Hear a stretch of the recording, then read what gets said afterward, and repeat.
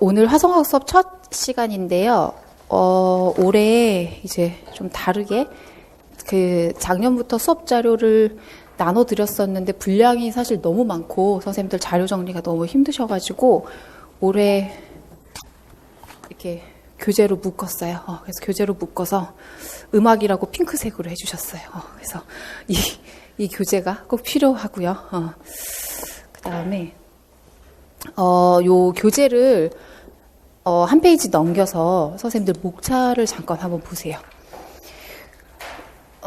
목차를 처음에 보시면 그 화성학 선행학습 테스트 과제 이렇게 돼가지고 문제지라고 한 페이지, 그죠? 절반 정도 되어 있고, 그 뒤에 화성학 선행학습 테스트 과제 이렇게 답지라고 되어 있어요. 그죠? 그래서 제가 화성학 수업을 할 때 일반적인 화성학 강의랑 가장 일단 다른 부분이 그 1페이지에 선생님들 지금 얘기 드린 것처럼 이제 아까 목차 첫 번째 페이지에 선행학습 테스트 과제 이렇게 되어 있잖아요. 그래서 이게 제가 이제 별도로 만든 화성학 학습지예요. 그래서 제가 JAP 학습지라고 부르는데 제 이름 이니셜을 따서 JAP 학습지라고 부르는데, 선생님들이 실질적으로 해보시면 이 부분에 대한 만족도가 굉장히 크세요. 그리고 이게 제가 수학 연산에 계속 비유를 하거든요. 그러니까 우리 어릴 때 생각해보면, 학습지, 재능 땡땡땡, 구몬 땡땡땡, 이런 거, 그죠? 이런 일종의 연산 학습지를 다 하셨었잖아요. 그게 모토가 개념을 알고 있는 것도 중요한데, 결국은 계산을 못하면 수학을 할 수 없다, 이거인 거고, 그죠? 그래서 이제 반대되게 싸울 때는 개념을 모르면 계산을 할 수 있어도 일단은 안 된다, 이런 얘기를 하는데, 결국은 내가 개념을 알고 있다면 그 계산을 빠르고 정확하게 하는 게 사실 가장 중요한 부분이거든요. 근데, 사실 제가 여기 노량진에 와서 제일 놀란 부분이, 화성학을 어떻게 2달 안에 다 강의를 해야 되지? 그러면 제가 입에 모터 달고 하면 할 수는 있어요.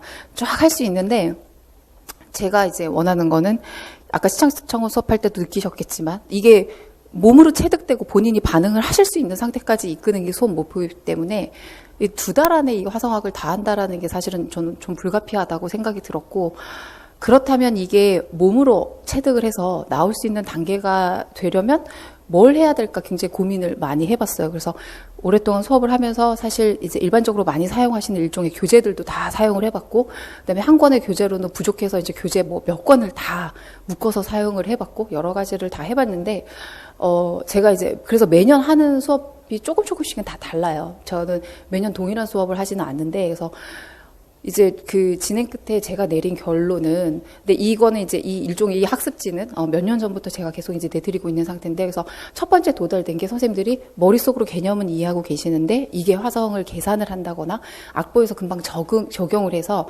특히 이제 어떤 단답식으로 물어보는 화성의 기능이나 역할에 대해서 물어볼 때 이걸 너무 오랫동안 생각하셔야 되고, 근데 애써 생각해서 답을 적었는데, 예를 들어서 미솔샵 시랜데 솔을 깜빡하고 잊어버렸어요. 이런 경우 너무 많잖아요. 그죠? 그래서 이런 상황들이 연속되다 보니 결국은 오답으로 이어지는 경우가 너무 많아서 일종의 학습지를 만들어야겠다라는 생각을 굉장히 많이 했어요. 그래서 요 페이지는 선생님들 거의, 그러니까 저랑 같이 초반에는 이제 화성학을 잘 하기 위해서 이 문제를 꼼꼼히 푸는 게 필요하고요.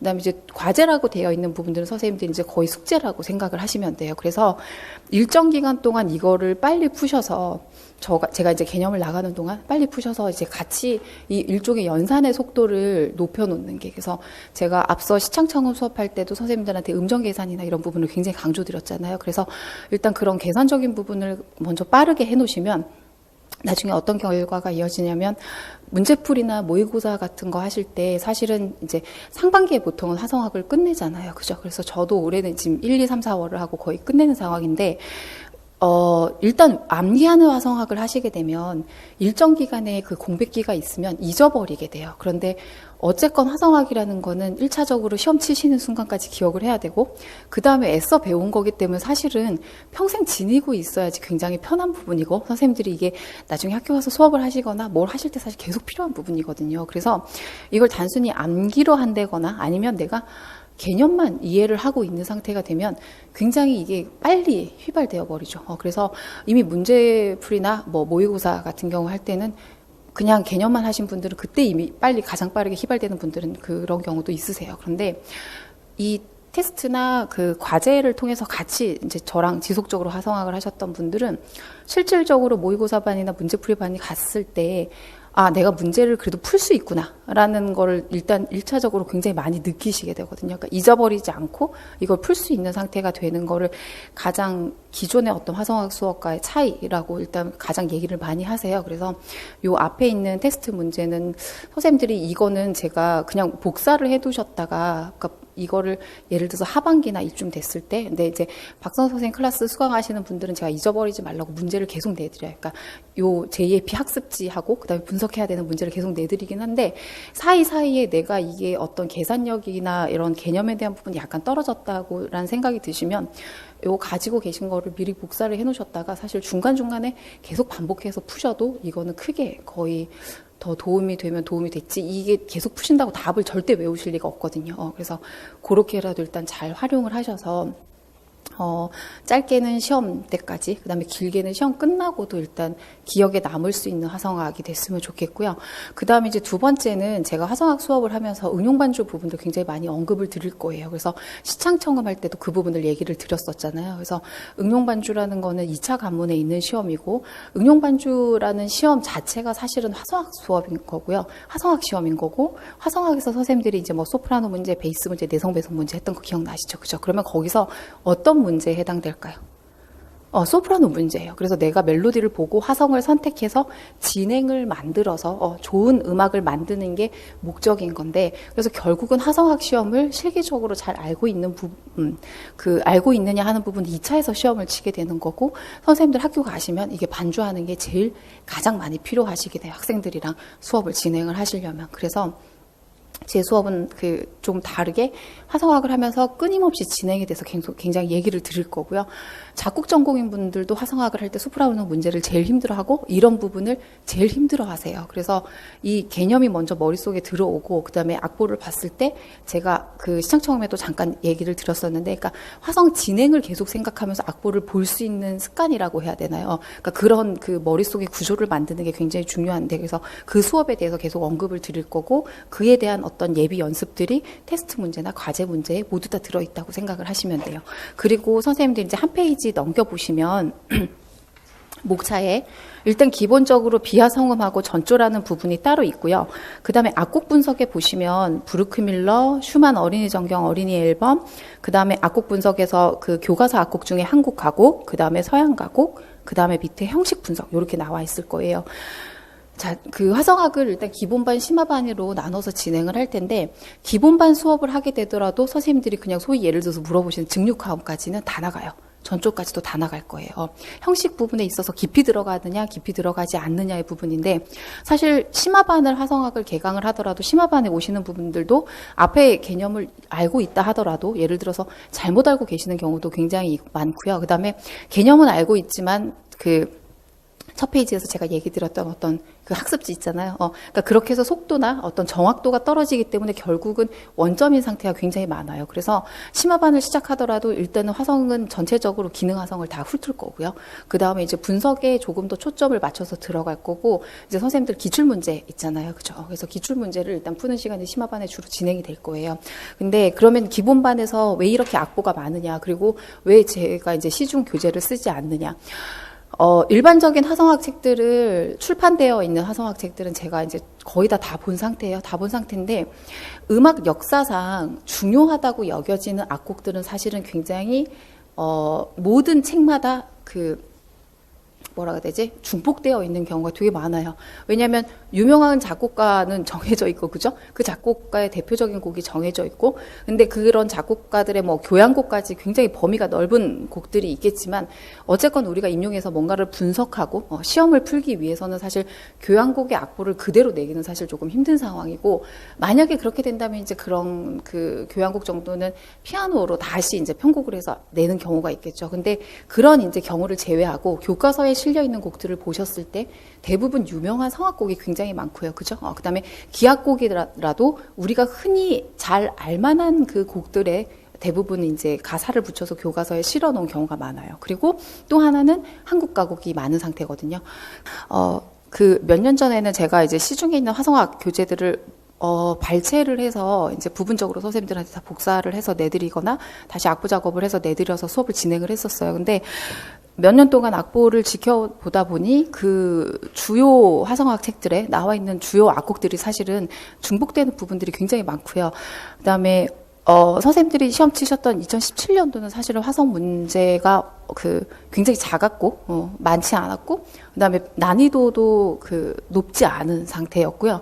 근데 그 전년도에는 이제 약간 이게 번갈아 가면서 나오는 그런 게 있긴 있는데, 그 형식 문제를 아예 서술형으로 나왔거든요. 그래서 이제 한번 어려운 문제가 나오면 선생님들이 화성학을 되게 열심히 하세요. 근데 올해 지금 아마 화성학을 해야 되나 말아야 되나 고민하시는 분들 되게 많을 거예요. 왜냐하면 작년 정도의 문제 수준이면 또 어떻게 쓸 수도 있을 그러니까 올해 2017년도의 문제 수준이면 또 어떻게 쓸 수 있을 것 같기도 하거든요. 근데 사실 화성학 문제도 그렇고 대입법 문제도 그렇고 이론 문제도 그렇고 뭐 어떤 과목을 망라하고 사실은 난이도가 좀 계속 달라지고 있는 상황이기 때문에 그리고 응용반주와 연결해서 하더라도 일단 어느 정도 화성학은 일정 고지에는 오르셔야 된다라는 게 일단 제 생각이고요. 그리고 이게 결국은 문제가 어려워지면 어려워질수록 결국은 분석을 할 때 형식 부분까지 가야 되는데 시중 화성학 교재에는 어쩔 수 없이 부분을 발췌해서 그래서 그 부분의 장점은 예를 들어서 내가 부속화음을 배우면 그 부속화음에 대해서 예가 나와 있는 책들이 있잖아요. 그죠? 그래서 그러면 어떤 단락을 정리하는 데는 조금 편하실 수도 있어요. 그런데 이게 결국은 선생님들이 가장 힘들어하는 게 형식인데 형식까지 넘어가게 되려면 사실 악보 전체를 다 보셔야 되거든요. 그래서 부분적으로 악보를 보는 데 있어서 어차피 봐야 되는 악보를 그래서 화성을 분석할 때 처음부터 끝까지 미주알, 고주알, 깨알같이 화성을 다 분석을 하라고는 저 선생님들한테 얘기를 안 드려요. 일단 그게 너무 시간적인 부분도 많고요. 그 다음에 낭만 이후로 넘어가게 되면 비화성이나 불협화성들이 너무 많기 때문에 소위 우리가 화성학에서 책에서 배운 지식으로 분석을 하는 데는 대부분은 한계가 오는 경우가 많거든요. 그렇기 때문에 그 부분 때문에 대부분 선생님들이 질문을 하시면 그러니까 일종의 좀 시간을 허비하고 있는 그런 부분이 굉장히 저는 생각이 많이 들기 때문에 시험에서 차라리 물어보는 건 굉장히 명확한 걸 물어보거든요. 그래서 그 악보에서 가장 중요 포인트를 찍어서 보고 그 다음에 분석까지 가급적이면 제가 연결해서 하기 위해서 올해 지금 화성학 교재를 만들 때 일단 필요한 악보들은 모두 다 전곡을 실었어요. 그래서 브루크 밀러는 선생님들이 기본적으로 뭐 주사마음, 부사마음 이런 거 배우시잖아요. 그죠? 그런 걸 배우실 때 가장 기본적인 악보예요. 종지의 예와 사륙하음의 예와 그다음에 뭐 나란한 조의 전조의 예라든지 그다음에 부속하음과 부감하음의 예를 정말 심플하게 음악적으로 좋은 상태에서 듣기 좋은 상태에서 간결하게 넣어놓은 게 브루크 밀러예요. 그래서 최소한 1번부터 5번 정도까지는 분석을 해야 되기 때문에 브루크 밀러 악보가 들어가 있고요. 그다음에 슈만의 어린이 정경하고 어린이 앨범이라는 악보 시리즈가 있어요. 그죠? 그래서 한 곡에 보면 한 20곡 정도 이렇게 돼서 되어 있는데 그 중에 사실은 어떤 낭만주의 화성학, 특히 반응계적인 화성학을 굉장히 간결한 형식 안에서 볼 수 있는 게 슈만의 이 두 가지 악보가 굉장히 편해요. 그래서 선생님들이 분석을 하시다 보면 여기 지금 제가 제시해 놓은 한 7곡 정도는 이렇게 악보 보시면 이게 영어로 제목이 되어 있어서 그런데 이거라고 사실은 그냥 아실 만한 곡들이 너무 많고 그다음에 교과서의 곡 중에 어떤 예제곡으로 나와 있는 경우도 굉장히 많기 때문에 요거는 전체적으로 일단 분석을 하려고 악보를 넣어놨고요. 그다음에 이제 교과서에 수록된 곡들 중에 한국 가곡들이 있고 서양 가곡들이 있어요. 그래서 한국 가곡은 중요한 곡들은, 그러니까 흔히 이제 선생님들이 정반주로 하시는 곡들이죠. 그죠? 정반주로 연습을 하는 주요한 곡들이 있는데, 한국 가곡은 어떤 곡의 형식이나 조성 구조의 포맷이 사실은 그렇게 복잡하지는 않아요. 그래서 몇 곡을 정확하게 딱 포커스를 맞춰서 분석을 하시고 나서 적용을 시키다 보면 이게 다 이런 경우구나라고 사실 좀 맞아떨어지는 경우들도 많기 때문에 한국 가곡은 지금 분량이 많지 않고요. 그 다음에 서양악곡으로 가시면 서양악곡 쭉 적어놓은 거 보시면 이제 여기서 사실 이 곡들이 굉장히 주요한 곡들이고 일단 다 할 수 없기 때문에 제가 모든 곡을 실지는 않고 일단 일부분을 실어놨고요. 그다음에 여기서는 사실은 모든 예들이 조금씩 달라요. 서양 악곡에서는 작곡가에 따라서. 왜냐하면 이게 시대가 고전부터 시작해가지고 낭만까지 있는 상황이잖아요. 그래서 사실 선생님들이 서양 음악사를 하시면 고전부터 시작해가지고 이제 그 낭만까지 올 때 음악사적인 바로크부터 시작해서 그 차이나 이런 부분도 다 배우시게 되잖아요. 그래서 역사가 길기 때문에 작곡가들마다 쓰이는 화성 특징이나 이런 부분이 굉장히 달라요. 그래서 분석을 해서 어느 정도 적응을 하고 계셔야지 사실 응용반주에도 적응을 하실 수 있고, 그렇기 때문에 서양 악곡에 지금 분량이 더 많고요. 그다음에 지금 형식 분석이라고 되어 있는 악보에는 지금 제가 모든 악보를 실어놓지 못했는데, 여기서 지금 대부분의 악곡들은 선생님들이 교과서 이렇게 분석하실 때 보시면 거기 예제로 나와 있는 곡들이 꽤 있어요. 그리고 실제로 거기 예제로 들었던 이 하이든 피아노 소나타가 분석 문제로 나왔었거든요. 그래서 근데 선생님들 교과서 보시면 그게 앞에 8마디만 맨날 보시잖아요. 교과서 보신 적 있으세요? 그러니까 뭐 예를 들어서 1악장의 예, 2악장의 예, 3악장의 예 이렇게 하면 앞에 8마디만 나오잖아요. 그죠? 그런데 시험 문제가 화성학적으로 나올 때는 사실은 그게 악장을 사실 발췌해서 그래서 저번에 하이든 소나타가 악장을 발췌해서 그 형식을 물어보는 거였기 때문에 8마디만 보게 되면 사실 이 이후가 문제가 되고요. 그다음에 그 8마디 현상은 항상 어디로도 가냐면 응용 반주를 할 때도 선생님들이 앞에 4마디에서 8마디 나세요. 이제 교과서에서. 왜냐면 악곡을 계속 외우시잖아요. 그런데 8마디가 지나가면 그 이후는 모르는 곡이 되는 거예요. 앞에만 외우셔서. 그래서 제가 부탁을 드리는 게 음악을 들으실 때, 처음에 들으실 때라도 시간을 투자해서 일단 약간 그 곡의 전곡을 들으셔야 되고요. 그 다음에 노래를 많이 알고 있는 게 아까 시창할 때도 강조를 드렸고 화성할 때도 굉장히 중요한 부분이라고 얘기를 드렸어요. 그래서 이게 온전한 공부를 하려면 사실 선생님들 나중에 뭐 교과서, 갑자기 용어가 생각이 안 나요.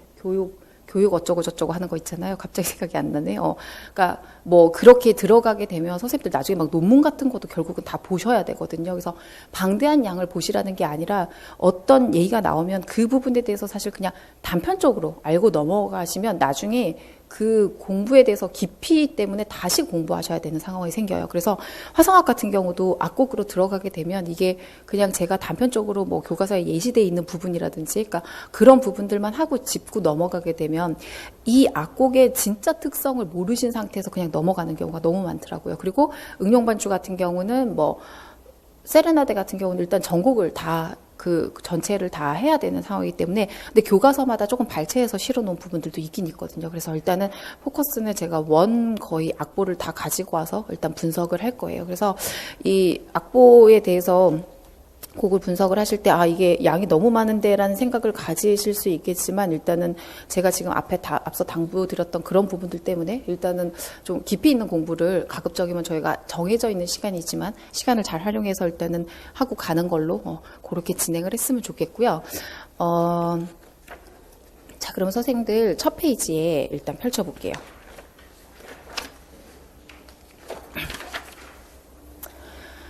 첫 페이지에 보시면 제가 거기에 굉장히 미주알 고주알 막 중얼 적어놓은 게 보이실 거예요. 자, 첫 페이지 1페이지라고 되어 있는 부분에 펼치셨어요? 1페이지 펼치셨어요? 화성학 수업을 하는데 제가 오늘 뭐 주사마음, 부사마음을 설명할 수도 있어요. 그리고 일반적으로 모 화성학 교재의 어떤 순서에 따라서 대부분은 이제 딱 주사마음, 부사마음, 그죠? 그 다음에 뭐 진행 이렇게 쭉쭉쭉쭉 설명을 드릴 수가 있는데, 항상 말씀드리지만 그 개념 설명은 사실은 굉장히 빨리 진행을 할 수가 있어요. 그런데 선생님들이 그게 실질적으로 어떻게 적용이 되느냐에 대한 부분을 먼저 해결을 하고 가셔야 되기 때문에 그래서 일종의 역으로 그런 어떤 화성들을 계산할 수 있는 방법부터 먼저 알려드리고 왜냐하면 주사마음이 뭔지 알고 있는데 악보를 봤는데 주사마음을 찾지 못하면 그 주사마음은 그 실효성이 없는 거죠. 근데 내가 왠지 악보를 봤는데 개념은 잘 모르겠으나 이게 주사마음처럼 느껴지는 것이요라고 되는 게 훨씬 더 음악하시는 입장에서는 편하신 입장이거든요. 그래서 그런 부분을 일단 먼저 해결을 하기 위해서 지금 화성학 선행학습이라고 되어 있어요. 자, 여기 선행학습 되어 있는 부분은 시창창음 수업 들으시는 부분은 그 부분하고도 지금 중복되는 부분이 있고요. 그래서 제가 선행학습은 풀어드리지는 않을 텐데 선생님들이 이걸 이제 집에서 최대한 이제 저희 다음 주까지 하기 전에 일주일의 시간이 있잖아요. 그죠?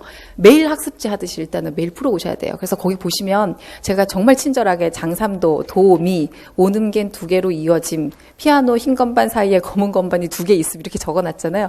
제가 굉장히 열심히 가끔은 근데 선생님들이 이게 가장 기본적이고 가장 기본적인 개념인데 너무 중요한 개념이라서 그냥 잊고 계셔가지고 이걸 이렇게 친절하게 다시 적어 놓은 거거든요. 그리고 단삼도는 미소를 기준으로 하셔도 되고 레파를 기준으로 하셔도 되죠. 무슨 얘기인지 아시겠죠? 그래서 이게 미소리 됐건 레파가 됐건 일단은 검은 건반이 하나 빠져 있다는 거를 머릿속에 피아노 건반을 생각하시면서 계속 숙지를 하셔야 되고요. 그래서 내가 기준이 흔들릴 것 같으면 어떻게 계속 도미와 미소를 생각을 하시면 돼요. 그죠? 자, 그 다음에 지금 제시되어 있는 문제가, 자, 미 이렇게 돼 있고 지금 단삼도라고 돼 있어요. 그쵸? 그럼 단삼도라고 돼 있으면 요 밑에 기준은 항상 얘기 드리지만 얘는 움직여야 돼요? 안 움직여야 돼요? 절대 움직이면 안 돼요. 그래서 여기 지금 문제가 단삼도라고 되어 있지만 제가 항상 얘기 드리는데 이게 숙제를 하시는 방법도 동일한 시간에 그러니까 제가 부탁드리는 방법으로 그 방법대로 계속 스스로 환기시키면서 숙제를 하시면 나중에 일정 시간이 흘렀을 때 굉장히 속도가 빨라지세요. 그래서 제가 지금 요 설명을 선생님들 거의 굳이 다 아실 만한 걸 다시 설명을 드린 이유가 그것 때문에 있어요. 자, 일단 단삼도를 만들려고 하면 제일 먼저 미에서 부터 그죠? 그냥 3도, 미파솔 이렇게 계산을 하셔서 무조건 음표, 그러니까 숫자 3도라고 되어 있으면 그 3도에 해당되는 음을 무조건 적고 보셔야 돼요.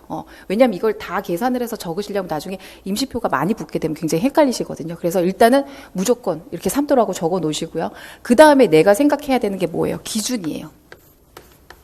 이 기준을 생각하시라고 아까 레파는 검은 건반이 하나 빠져 있어요 라고 얘기를 했었고요. 그 다음에 미솔도 검은 건반이 하나 빠져 있어서 모두 단삼도예요 이렇게 알려드렸었잖아요. 그쵸? 그러면 그 부분을 생각을 하셔서 얘가 지금 미솔이 굉장히 기본적인 단계죠. 그러면 내가 기준에 미솔이 뭐였어요? 아까 단삼도라는 기준이 있었죠. 그쵸? 그러면 그 기준에 대입해서 내가 그러면 얘를 더 변화시켜야 돼요? 변화시키지 않아도 돼요? 변화시키지 않으셔도 되죠. 그쵸? 그래서 그렇게 생각을 하시고, 자, 그 다음에 옆에 보시면 이게 정말 음정을 지금 나는 굉장히 음정을 잘 모르는 상태다라고 생각이 드셔도 웬만큼 문제를 지금 풀 수 있게 만들어 드린 게, 잠시만요. 자, 일단 피아노 건반이 없으면 좀 헷갈릴 것 같아서 제가 굉장히 잘 만들어 놓은 피아노 건반을 가지고 와야 되는데 오늘 깜빡했어요. 그래서 오늘만 이 피아노 건반으로 할게요. 자, 그러면 여기서 지금 제가 계속 기준을 예시를 드렸던 게 미, 솔까지 이렇게 보면 중간에 검은 건반 빠져 있죠. 그쵸? 그래서 미, 솔은 무조건 몇 도라고요? 미와 솔은 단삼도예요. 이게 내가 가지는 첫 번째 기준이에요. 자, 그 다음에 장삼도는 어떻게 기준을 잡으시라고 제가 얘기를 드렸어요? 도부터 해서 미까지예요. 그러면 요 사이에 빠진 거 하나도 없죠. 그렇죠? 그래서 무조건 일단 이렇게만 생각하시면 돼요. 그래서 도하고 미 사이에 뭐가 되냐면 장삼도 이렇게 돼. 그래서 지금 제가 음정을 물어볼 때마다 자꾸 생각이 안 나시면 요쪽을 보시면서 자꾸 생각을 하시면 돼요. 그러면 문제 자체가 지금 어떻게 돼 있냐면 그 다음에 지금 장삼도를 물어보고 있죠. 그렇죠? 그러면 일단 장삼도를 물어보고 있기 때문에 적어버렸네. 일단 미부터 3도 위에 음부터 쌓아야 되고요. 그쵸? 그러면 이게 미솔이 나오잖아요. 그럼 이 미솔에 대한 기준은 뭐예요? 여기 미솔은 지금 단삼도죠. 그런데 문제에서는 뭘 만들라고 되어 있어요? 장삼도를 만들라고 되어 있어요. 그렇기 때문에 여기에 밑에 있는 기준은 움직이면 안 되고요. 그 다음에 어떻게 돼야 돼요? 저기 솔 있던 게 오른쪽으로 샵으로 올라가야지 간격이 늘어나게 되는 거죠. 그쵸? 그래서 여기에 샵을 붙여서 장삼도를 만드시면 돼요. 그래서 문제를 보시면 지금 웬만해서는 두 개가 세트로 되어 있어요. 그 밑에 줄도 보시면 솔이 돼 있고 장삼도 만들어라, 단삼도 만들어라 이렇게 돼 있죠. 그렇죠? 그러면 솔로부터 시작해서 장삼도를 만들면 어떻게 하시면 돼요? 먼저 3도 위로 쌓으시면 되죠. 그 다음에 솔시가 나왔어요. 그럼 내가 이게 어떤 기준이나 맞아떨어지는지 보시면 되잖아요. 그러면 도미랑 맞아떨어져요? 미솔이랑 맞아떨어져요? 솔시라는 내가 건반을 생각을 하면 도미랑 맞아떨어지죠. 그러면 장삼도구나 생각하시면 돼요. 그러면 이게 장삼도를 만들어야 되는 문제에서 더 이상 움직일 건 없죠. 그렇죠? 근데 내가 단삼도를 만들어야 돼요. 그러면 어떻게 해야 돼요?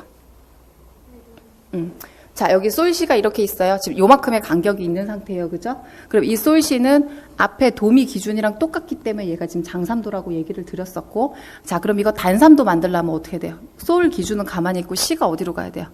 내려와야 간격이 좁아지는 거죠. 그래서 실을 플랫을 붙이는 거죠. 그래서 문제를 하실 때 지금 초반 단계이기 때문에 음정 계산이 빨리빨리 되지 않으시더라도 기준으로 어떤 음들을 제시해 놓고 하나씩만 약간 변화를 해서 생각을 하시면 지금 1번부터 쭉 풀 수 있게 일단 문제를 만들어 놨어요. 그래서 그 부분에 포커스를 맞춰서 일단은 그 첫 번째 음정 문제를 꼭 풀어 오시고요. 그래서 지금 선행학습 처음에 보시면 제가 3도가 제일 중요합니다라고 말씀드리잖아요. 그래서 3도 계산만 선생님들이 빨리 하시면 오늘 제가 만약에 작정을 하면 거의 부강까지도 진도 나갈 수 있거든요. 그렇기 때문에 일단 3도 계산을 최대한 빨리 해오시고요. 그 다음에 이제 두 번째로 보면 아래 제시된 의미에 장삼도 더하기 단삼도 해서 뭐 만들으라고 되어 있어요? 장사마음 만들라고 되어 있죠. 그래서 그 밑에가 장삼도고 음이 두 개가 쌓이게 되면 그게 뭐라고요? 음이 두 개가 나오게 되면 두 개가 나오면 그거는 음정이에요. 그죠? 그 다음에 세 개가 쌓이면 화음이 되는 거예요. 그래서 음이 세 개가 쌓일 때 화음이 되는데 이렇게 지금 음이 쌓였다고 생각할 때 밑에가 아까 뭐라고 돼 있어요? 장삼도로 돼 있고 그 다음 위에가 단삼도로 돼 있어. 그러면 이게 뭐라고요? 장사마음이에요.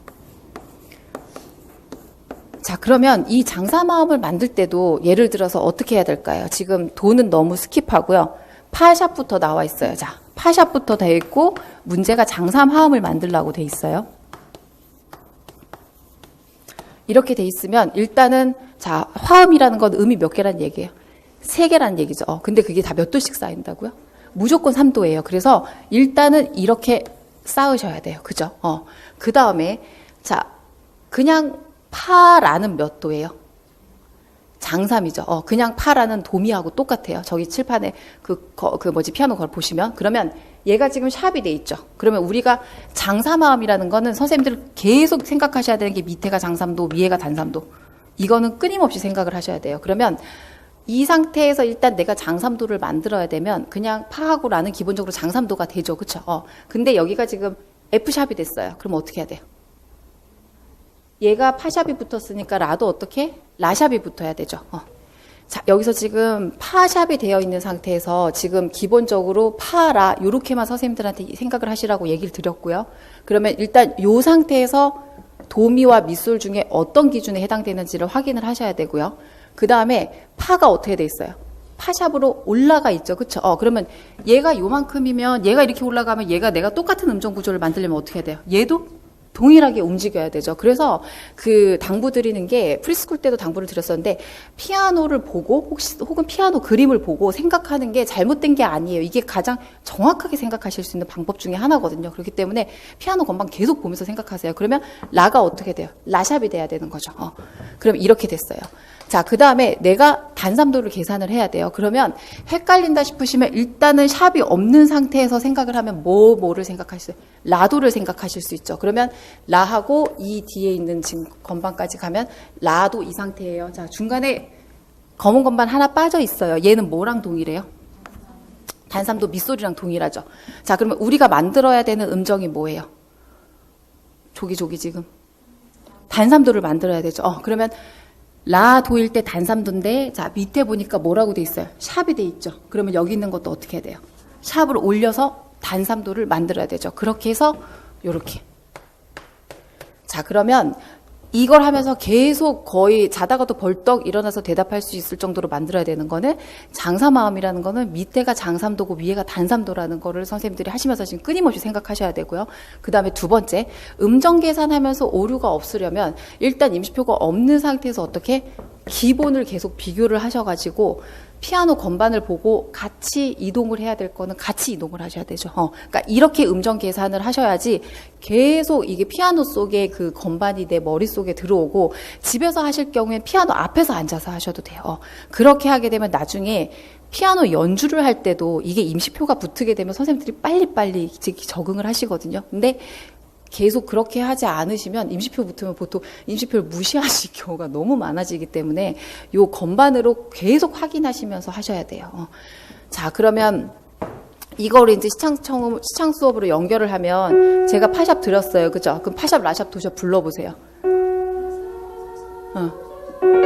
이 소리인 거죠. 파샵, 라샵, 도샵 이 소리인 거죠. 그 다음에 이게 가장 필요한 게 나중에 여기다가 이제 그 세븐을 붙여서 속칠합을 만들게 돼요. 그거 할 때 이 소리가 제일 필요하게 제일 필요하게 되거든요. 그래서 이렇게 하고 나서 집에서 만약에 하실 경우에 내가 이 음정을 찾았어. 그러면 파샵, 라샵, 도샵 이렇게 해가지고 시창까지 해보시는 게 훨씬 더 도움이 되세요.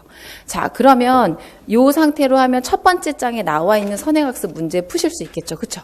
자, 그 다음에 이제 두 번째 장 넘겨보세요. 이 페이지로 넘겨보시면, 자, 화성 진행은 기본적으로 1도, 4도, 5도, 1도 진행을 합니다. 그 다음에 C 메이저 기본 주 3화음의 구성음은 아래와 같습니다. 1도 도미솔, 4도 파라도, 5도 솔시레. 아래 멜로디의 주요 3화음의 하음 중에 하나를 선택해서 표시하시오. 선택한 화성으로 반주 연습을 하세요. 제가 이렇게 해놨죠. 이 부분들이 전부 응용 반주 하시는데 대한 그 기본적인 워밍업 연습이에요. 자, 이걸 하실 때, 자, 그러면 우리가 기본적으로 메이저 스케일에서 이제 생각을 해볼게요. 메이저 스케일에서.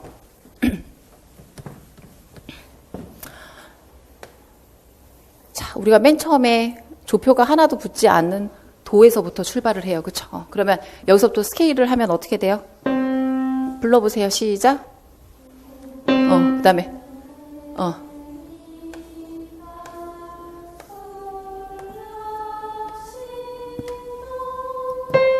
이 상태예요. 그죠? 자, 그러면 요게 우리가 지금 조표가 아무것도 붙지 않은 상태에서 지금 우리가 부르는 이 느낌이 나는 게 뭐라고요? 메이저예요. 그쵸?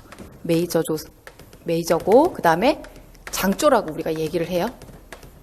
자, 그러면 이 제시된 음들을 기준으로, 그죠? 우리는 화음을 쌓을 수가 있어요. 그죠? 그러면 화음은 아까 뭐라 그랬어요? 음이 몇 개 쌓이는 게 화음이라고 그랬어요? 3개. 몇 도씩 쌓인다고요? 3도씩. 이걸 강조하는 이유는 나중에 모든 화음이 다 3도씩 쌓이기 때문이에요. 자, 그러면 여기서 요렇게 제가 쌓았어요. 이렇게. 그러면 아무 생각 없이 계속 이렇게 3도 위로 칸은 칸대로 줄은 줄대로 이렇게 쌓으시면 돼요. 자, 이게 쌓는 게 어려운 게 아니라 사실 이제 이렇게 쌓고 나면 화음의 성질이 달라지게 되죠. 그쵸? 자, 그러면 이거 밝아요? 어두워요? 밝죠. 자, 그래서 이게 지금 무슨 화음이 될까요? 장사마음이 되겠죠. 그러면 제가 이거 장사마음을 다 쓰기가 되게 힘든데 일단 여기만 쓸게요. 장사마음이 돼요. 자, 그 다음에 두 번째 레파라 불러보세요. 밝아요? 어두워요? 어두워요. 자, 미부터 불러보세요. 밝아요? 어두워요? 어두워요. 그죠? 자, 그 다음에 파. 선생님들 파라 하려면 이렇게 띄워야지 소리 나죠. 그쵸? 지금 밥 먹고 쭉 들어 계시기 때문에요. 띄워야 돼요. 자, 그러면 얘는 밝아요? 어두워요? 밝아요. 그쵸? 그래서 이걸 지금 부르다 보니 자, 여기도 장사마음, 여기도 장삼 화음이 됐어요. 그쵸? 자, 그 다음에 중간에 제가 어두워요 했던 애들 모두 단사마음이에요. 일단 시간 관계상 안 쓸게요. 자, 그 다음에 솔시레. 시작. 이렇게 돼요. 밝죠? 그죠? 자, 그 다음에 라도미. 밝아요? 어두워요? 어두워요. 그쵸? 자, 그러면 여기 지금 제가 안 적은 거는 전부 다 단사마음이에요. 자, 그 다음에 시레파 낮춰줘요? 높여줘요? 시작.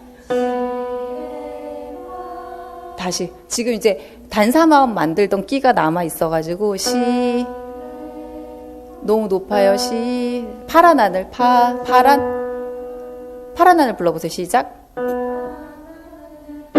파란 하늘 꿈이 이거예요. 자, 파란 이거예요. 자, 그 다음에 또 여기서 파란 하늘 그치? 이렇게 되죠. 그쵸? 그럼 다시 이제 시부터 단삼도 그 다음에 또 단삼도 이 소리예요. 우리가 불러요. 그러면 지금 불러보시면 굉장히 다른 소리야라는 거 느껴지세요? 그죠? 그러면 시에서 레까지 우리 아까 뭐 불렀어요?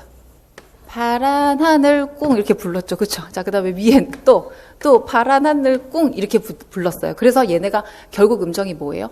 단삼도가 쌓여서 음정이 단삼도가 쌓여서 이 화음들을 우리가 뭐라고 그래요? 감사마음이라고 불러요. 그러면 여기서 지금 자, 굉장히 다른 거 하나 나왔어요. 그쵸? 요거 하나 나왔고요. 그 다음에 우리가 아까 밝아요 했던 게 여기 있는 거예요. 그쵸? 밝아요. 그 다음에 밝아요. 자, 그러면 이 밝은 부분을 제외하고는 나머지는 다 어떻게 돼요? 어두워서 다 단사마음이에요. 제가 안 적었는데, 그죠? 자, 그러면 여기서, 자, 메이저 스케일을 하다 보니 화음의 성질이 몇 개가 나왔어요, 지금. 장사마음 하나, 그렇죠. 단사마음 하나, 감사마음. 일단 여기 지금 너무 빠지면 그러니까 하나 써놓을게요. 3개의 화음의 성질이 나왔어요. 그래서 메이저 스케일을 하다 보면 3종류의 어떤 화음의 성질이 나오게 되고, 마이너를 하게 되면 이거보다 훨씬 더 많이 나오게 돼요. 그래서 마이너가 되면 선생님들이 복잡해지거든요. 자, 그러면 메이저를 할 때 지금 이렇게 해서 장사마음 만들려고 하는데, 자, 근데 하다 보니 지금 제가 밝아요라고 해놓은 부분을 이제 우리가 화성학은 로마자로 표기합니다라는 약속을 가지고 있잖아요. 그쵸? 그래서 선생님들이 대입을 하시면서 꼭 정리를 하셔야 되는 게 뭐냐면, 자, 장사마음이 나왔어요. 그쵸? 일단 이쪽에 적을게요. 자, 장사마음이 나왔어요. 장사마음이 나오면 일단 우리가 분석기호를 적을 때 로마자로, 대문자로 적어야 될까요? 소문자로 적어야 될까요? 대문자. 그래서 오늘 요거는 선생님들이 기억을 하셔야 돼요. 그 다음에 이게 코드 네임으로 가면 메이저 코드가 될까요? 마이너 코드가 될까요? 메이저 코드가 되죠. 그죠? 여기까지 일단 기억을 하셔야 되고요. 자, 그 다음에 단사마음이 나왔어요. 그러면 분석 기호를 적으실 때 뭘로 적으셔야 돼요? 소문자로 적으셔야 돼요. 자, 그 다음에 이게 코드 네임으로 연결하면 뭐가 될까요? 마이너가 돼요. 그 다음에 여기서 근데 우리가 하다 보니 시레파가 감사마음이 나오죠. 그쵸? 그러면 감사마음은 기본적으로 단삼도 단삼도니까 뭐가 변한 거라고 생각할 수 있을까요? 일종의. 단사마음이 변한 거라고 생각하실 수 있겠죠. 왜냐하면 단사마음은 단삼도 더하기 장삼도였어요. 그래서 일단은 밑에 있는 화음이 더 중요해요. 그죠? 그 다음에 장사마음은 밑에가 장삼도, 단삼도였어요. 자, 그러면 기본적으로 여기서 여기까지 전체적인 음정은 똑같고 밑에가 지금 장이냐 단이냐에 따라서 장사마음, 단사마음이 가려지잖아요. 그죠? 그런데 우리가 아까 시레파를 찾다 보니 감사마음은 음정 구조가 어떻게 나온다고 얘기를 했었어요? 단삼도 더하기 단삼도가 나왔어요. 자, 그러면 여기 장삼도 있는 게 사실 거의 하나 줄어든 거랑 똑같죠. 그쵸? 그래서 화성학 기호에서 기본적으로 소문자에 뭔가 변화를 줘야 될까요? 대문자에 변화를 줘야 될까요? 소문자에 변화를 줘야 돼요.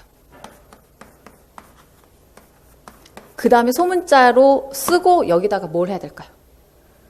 동그라미를 붙여요. 동그라미. 그죠?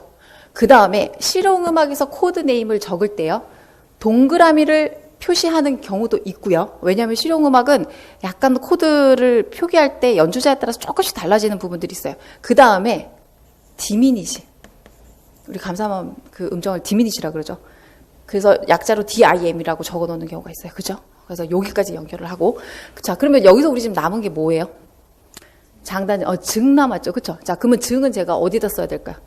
장사마음 위에 써야 되겠죠. 그럼 여기 증사마음이에요. 음정 구조가 어떻게 될까요? 밑에가 장삼도고 그 다음에 위에도 이게 늘어난 장삼도예요. 자, 그러면 이거는 대문자에 적을까요? 소문자에 적을까요? 대문자에 적어. 선생님들이 제가 프리스쿨 할 때 그 다음에 대문자에 어떻게 늘어났다고 더하기를 적어요. 그래서 화성학 제가 웬만큼에서 거의 외우라는 거 얘기 안 드리는데 몇몇 개념들은 이렇게 정리를 해놓고 포스트잇을 만들어서 자꾸 화성 풀 때마다 들여다보라고 얘기를 드렸었어요. 그쵸? 그래서 첫 번째 적어 놓으셔야 되는 개념이 이거예요. 이거고. 자, 그러면 대문자에 더하기로 표시해야 되고요. 이거 지금 코드로 하면 어떻게 할까요? 어그먼트 얘기 들어보셨죠? 그래서 AUG라고 적어 놓는 경우가 훨씬 많아요. 그래서 여기까지 연결해서, 왜냐하면 저희가 어느 정도 일정 시점이 지나고 나서 정리가 되면 한 방에 갈 거기 때문에, 그래서 요까지 일단 정리를 해서, 그러면 제가 분석 기호를 적을 때 이거를 감안해서 적어야 되겠죠. 그렇죠? 그러면 내가 가장 편하게 하려면 C 메이저에서 지금 우리가 파란색으로 표시해 놓은 부분은 모두 다 장사마음이에요. 그렇죠? 그럼 이거는 뭘로 적어야 돼요? 대문자로 적어야 되죠. 그렇죠? 그래서 로마자 1도도 대문자, 4도도 대문자, 5도도 대문자. 그쵸? 그 다음에 원리로 따지자면 이렇게 해서 메이저 스케일을 모두 다 적다 보면 1도, 4도, 5도가 뭘로 나온다고요? 모두 다 장사마음으로 나와요. 그래서 이 1도, 4도, 5도를 뭐라고 부른다고요? 주요 사마음이라고 불러요. 그래서 줄여서 주사마음이라고 얘기를 하죠. 그쵸? 자, 그러면 나머지는, 그러면 주가 아닌 뭐가 되는 거예요? 부사마음이 되겠죠. 예전에 화성학 교재들이 일본 그 교재들을 다 번역을 하다 보니 일종의 한자? 이게 지금 굉장히 많은 상태이긴 해요. 자, 그러면 나머지는 모두 다 뭐가 된다고요? 부사마음이 돼요. 그러면 제가 이제 나머지를 적어야 되는데 제가 지금 적어놓지 않은 부분은 모두 다 단사마음이라고 그랬잖아요. 그러면 대문자, 소문자 중에 뭘로 적을까요? 소문자로 적어야 되죠. 그쵸? 그러면 어떻게 해야 될까요? 2도도 소문자, 3도도 소문자, 그 다음에 6도도 소문자, 그죠? 그 다음에 7도는 감사마음이라고 나왔어요. 그럼 어떻게 적어야 돼요? 소문자를 적고 뭐 해주면 돼요? 동그라미 해주면 되죠. 그래서 지금 오늘 꼭 알아가셔야 되는 것 중에 하나가 이거예요. 그래서 왜냐하면 소문자, 대문자라고 이렇게 하는 건 이제 제가 모두 다 저렇게 적을 텐데 제가 적을 때마다 저게 왜 저렇게 적는 건가? 라는 생각이 드시면 굉장히 불편하시거든요. 그래서 요 개념 중얼중얼 해서 외우시고요. 그 다음에 여기서 이제 요렇게 매칭을 하시면 돼요. 그러면 제가 아까 뭐만 안 나와 있어요? 장단증감 중에 지금? 증사마음만 안 나와 있고 나머지는 모두 다 나와 있어요. 그쵸? 자, 그래서 지금 일단 3번을 하다가 제가 4번으로 건너뛰었는데, 자, 4번을 지금 스케일을 기보하세요. 이렇게 해놨잖아요. 그죠? 그러면 원래는 선생님들이 이제 이거 오ным, 반음. 우리 음악책에 매일 음악 연습 1권, 2권, 3권, 4권, 5권 바이엘 할 때 했던 거 있잖아요. 그러니까 그 오는 반음을 일단 하시는 게 제일 중요한데 그것보다 스케일은 내가 사실 부를 수 있는 상태로 만드는 게 제일 중요하고요. 그 다음에 그래서 4번 비어있는 자리에 지금 사실은 도레미파솔라시도를 적으시면서 지금 그 위에 사마음을 쌓으시면 여기 지금 분석 기호를 다 정리를 하실 수가 있죠. 그쵸? 그래서 요게 메이저고 메이저에서는 몇 도가 주사마음으로 나온다고요? 1도, 4도, 5도가 주사마음으로 나와요. 그래서 선생님들이 분석을 할 때도 그렇고 먼저 주사마음으로 중심축을 먼저 잡으셔야 돼요. 그 다음에 응용 반주할 때도 어떻게 해야 될까요? 중심축을 잡아야 돼요. 그래서 3번 문제에서 화성을 기본적으로 진행은 1도, 4도, 5도, 1도와 같습니다라고 얘기를 드리는 게 일반적으로 음악이 흐르는 우리가 익숙한 음악적인 진행이 있죠. 그렇죠? 그러면 제가 그 얘기를 드릴 때 선생님들한테 보통 뭐에 비유를 하자면 오늘 이렇게 칠판이 굉장히 부족해. 여기 쓰면 잘 보여요? 잘 안 보이죠? 그렇죠? 그러면 저 끝이라도 가야 되겠네.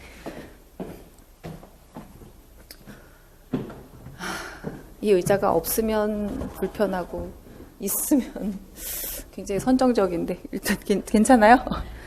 너무 선정적인데 자 그러면 이게 손이에요? 제 손이에요? 그러면 이렇게 선생님들이 계속 생각하셔야 되는 그림이 이거예요. 제가 지금 이게 손가락을 그려놓은 거예요. 자 여기서 최고 높은 데는 어디예요? 세 번째 손가락이 있는 데죠. 여기가 최고봉이에요. 시작은 여기로 잡을 수 있겠죠. 그렇죠? 음악의 시작은 대부분 뭐예요? 1도에서 시작해요. 그 다음에 음악의 최고 정점은 뭘까요? 5도예요. 앞으로 제가 묻는 질문에 그냥 아무 생각 없이 5도에 하면 80%는 다 맞아요. 그래서 최고 정점은 무조건 5도예요. 음악이 클라이박스를 향해 간다. 그럼 이걸 5도를 향해서 간다는 얘기예요. 그러면 1도와 5도를 가기 전에 내가 하나 거쳐갈 수 있어요. 그게 뭘까요? 4도예요. 그리고 방향이 어떻게 갈까요?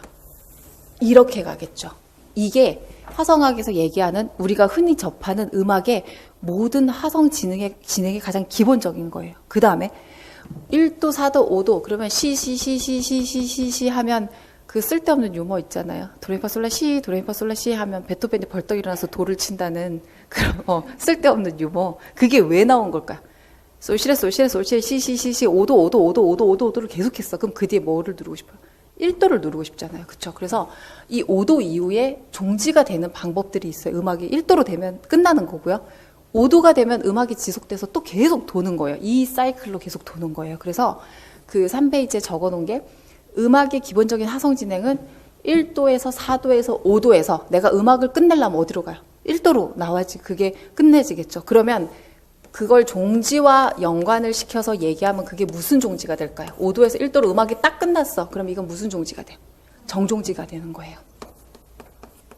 그래서 제가 얘기를 드리는 게 코랄 악보 보고도 종지, 반종지를 찾을 수 있어야 되고, 슈만의 예를 들어서 소나타 보고도 종지, 반종지를 찾을 수 있어야 되고, 뭐 모차르트 소나타를 보고는 당연히, 왜냐하면 소나타라는 거는 모두 형식이 종지와 연관되어 있기 때문이에요. 그래서 그 종지를 악보에서 분석적으로도 일단 찾으실 수 있어야 되고요. 그 다음에 심플하게는 어떤 내가 멜로디를 들었을 때, 그러니까 이제 음악을 들으실 때마다 다 저거는 종지야, 저거는 반종지야, 이 생각을 거의 하시면서 들어도 될 정도로 그래서 사실 이게 정종지가 딱 됐을 때 쾌감이 최대가 제가 보기에는 베토벤의 교향곡인 것 같거든요. 끝날 때 5도를 베토벤 분석해 보시면 한 5도를 20마디쯤 할 때도 있어요. 그럼 그 뒤에 1도를 한번 딱 하고 나면 그 끝날 때 시원함이랑 이루 말할 수가 없어요. 그 정도로 일단 정종지라는 부분은 굉장히 중요해요. 그래서 음악에서 찾으실 수 있는 게 굉장히 중요한데, 자, 그러면 지금 이 페이지에 나와 있는 멜로디가, 자, 처음에 미미솔솔 이렇게 나와 있어요. 자, 불러보세요. 하나, 둘, 셋, 넷.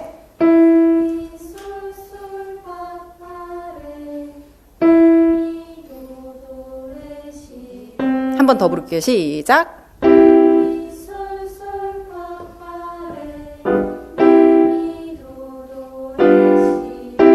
자, 그러면 음악이 어디서 살짝 멈추고 싶어요? 얘기를 해주세요. 틀려도 돼요. 파파 레 하고 멈추고 숨 쉬고 싶죠. 그쵸? 그러면 이 자리가 대부분 뭐예요?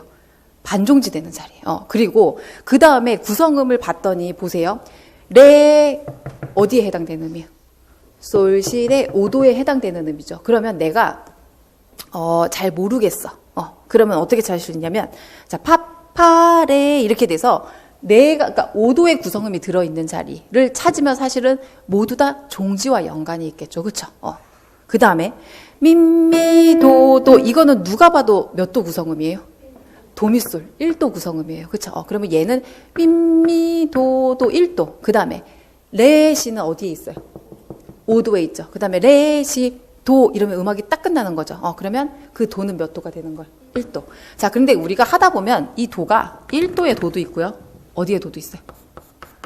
4도의 도도 있어요. 제가 프리스쿨 할 때도 이 얘기했고 이제 계속 같은 얘기를 하게 되죠. 그렇죠? 그러면 우리가 나중에 자, 미미 솔솔 파파레 미미 도도 레시 도, 이 느낌 맞아요? 안 맞죠?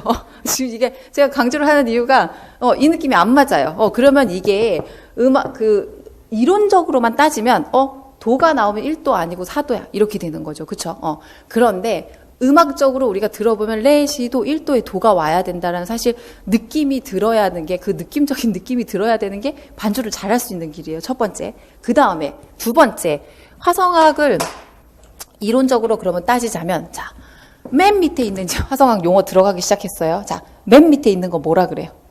근음이라 그러죠. 그 다음에 뭐라 그래요? 삼음이라 그래요.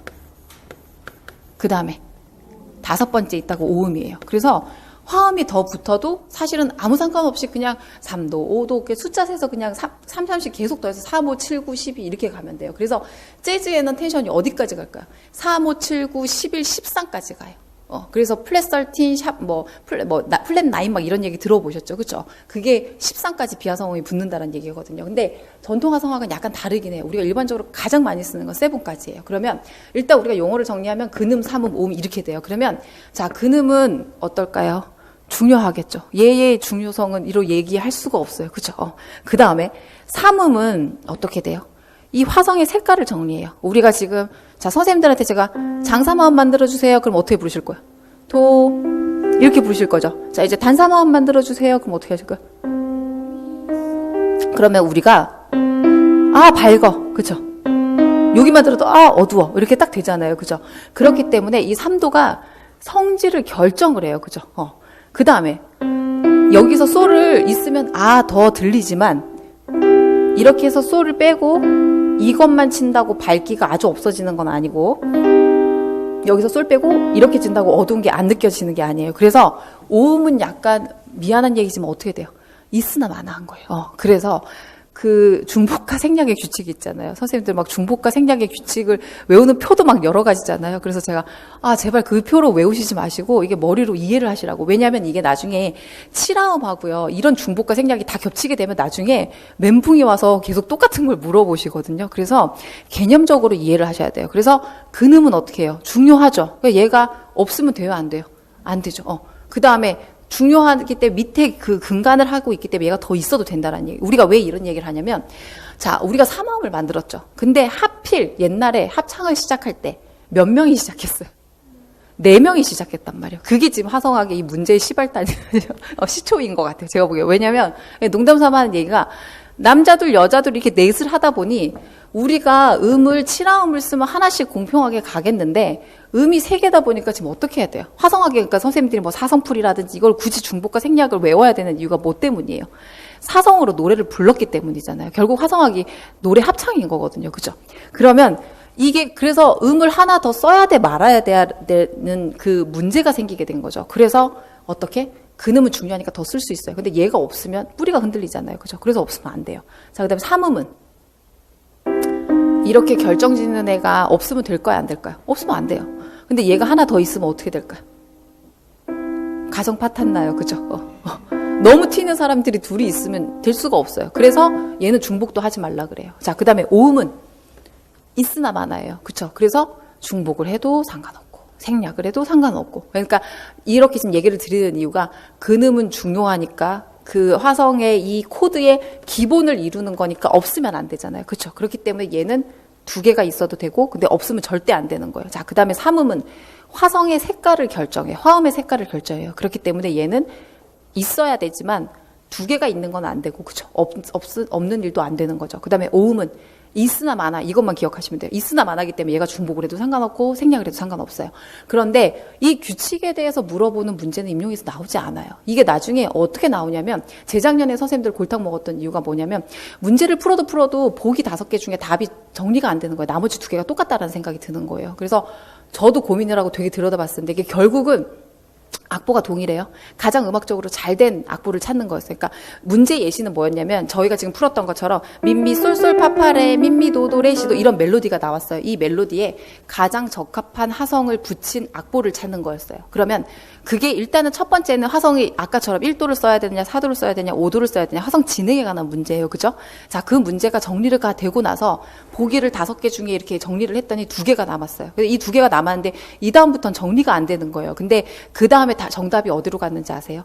그게 이제 피아노 악보처럼 이렇게 하다 보면 사성처럼 이렇게 화음을 쌓아야 되잖아요. 그렇죠? 그러면 이 중복과 생략의 규칙을 적용하는 부분이 있었던 거예요. 그래서 주사마음인데 삼음이 중복되거나 하면 그게 더 나쁜 소리거든요. 그래서 맨 마지막에 이걸로 판가름하게 하는 그런 문제가 있었거든요. 그래서 제가 이 얘기 드리는 이유는 이거 중복과 생략의 규칙에 대해서 쓰는 문제는 사실 하나도 안 나와요. 그래서 어떻게 보면 선생님들이 사성풀이를 굉장히 목숨 걸고 하시거든요. 근데 사성풀이를 저는 응용반주와 연관하기 위해서 그다음에 화성을 선택하고 이해하는 부분에 있어서 시키지 선생님들이 웬만해서는 임용문제 사성을 다 채우시는 문제는 거의 다 안 나와요. 그래서 사실 사성풀이는 작곡가 전공생들도 화성학을 하면서 지금 가장 힘들어하는 부분이기 때문에 임용에서 어떻게 보면 중요한 부분은 조금 따로 정해져 있어요. 그래서 그 부분에 너무 이렇게 막 고민하지 않으셨으면 좋겠고요. 제가, 어느 정도는, 그리고 사성풀이는 화성학이 전체가 다 쌓이고 나고,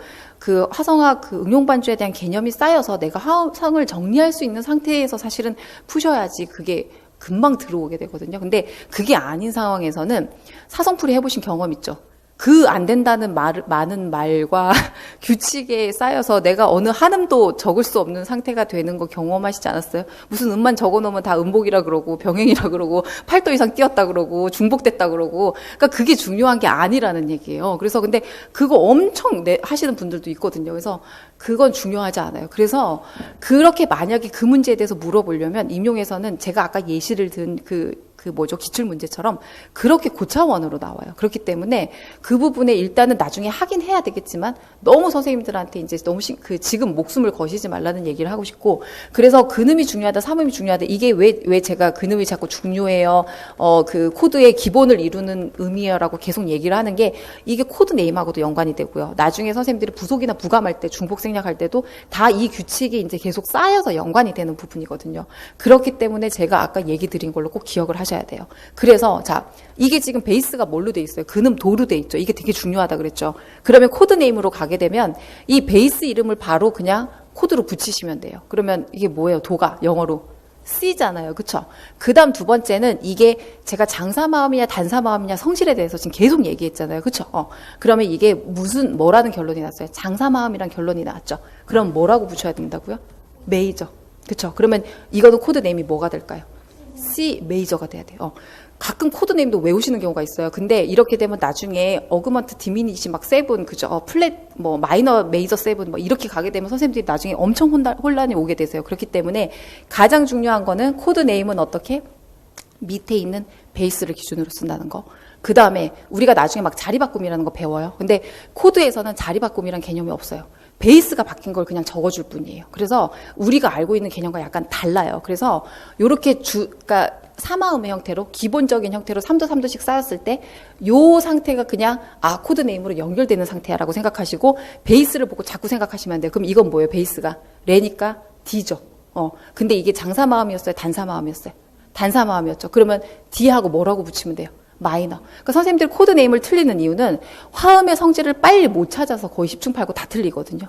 그러면 얘는 베이스가 미니까 E고, 그 다음 메이저 마이너 중에 뭐예요? 단사마음이니까 마이너가 되는 거죠. 그럼 얘는 F고 메이저, G니까 메이저, 라니까 A고 단사마음이니까 마이너. 그 다음에 이거는 C예요. 그럼 어떻게 될까요?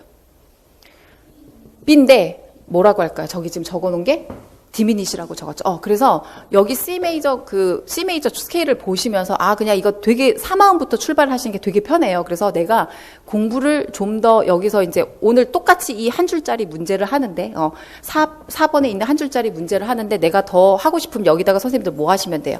C 메이저, 그쵸? 지금 했던 것처럼. 그러니까 여기서 더 이상 벗어나서 갑자기 너무 많은 걸 가려고 하지 마시고요. 오늘 딱 요까지 했기 때문에 요만큼만 하시면 돼요. 그러면 얘는 베이스 기준으로 D라고 적어놓고 이게 단삼 화음이었지 라고 생각해서 마이너. 그래서 사실은 더 원론적으로 따지면 이거 단사마음이고 이거 장사마음이고 또 계산하셔야 돼요. 하셔야지 정말 계산이 금방 늘거든요. 근데 일단 요거는 지금 너무 시간이 드니까 요렇게 화음을 찾아서 이렇게 코드를 쓰는 훈련을 하시면 나중에 세븐이나 아니면 마이너 메이저 이런 거 세븐 가셨을 때 금방 적응을 하실 수가 있는 상태예요.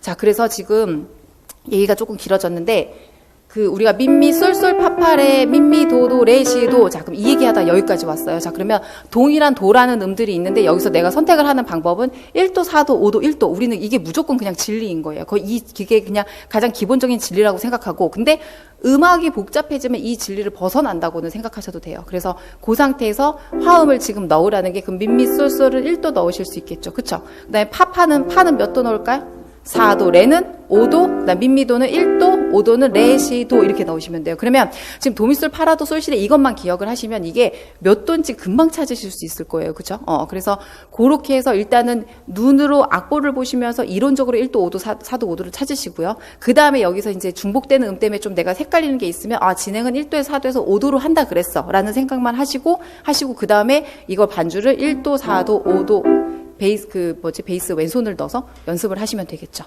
자, 그러면 선행학습은 요 포맷으로 되어 있어서 그 다음에 이제 제시되는 조성이 페이지 선생님들 이렇게 얼핏 넘겨보시면 G 메이저 나와 있고, 그죠? 그래서 스케일에 대해서 G 메이저 적으세요 하면 문제도 G 메이저가 나와 있어요. 그죠? 그 다음에 세 번째에 F 메이저 적으세요 하면 문제도 F 메이저로 나와 있어요. 그죠?